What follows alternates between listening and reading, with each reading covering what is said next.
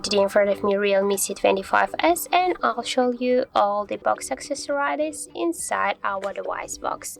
So the first accessories that was our Realme phone, and here also we got the protective silicone case, the clear one.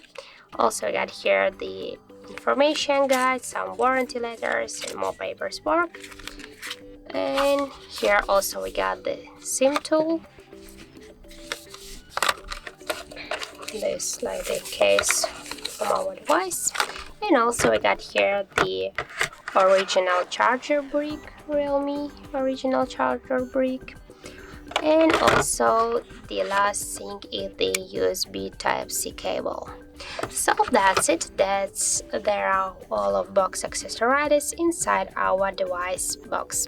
So that's it. That's how it looks. Thank you guys for watching, and if you find this video helpful, don't forget to leave a like, comment, and to subscribe our channel.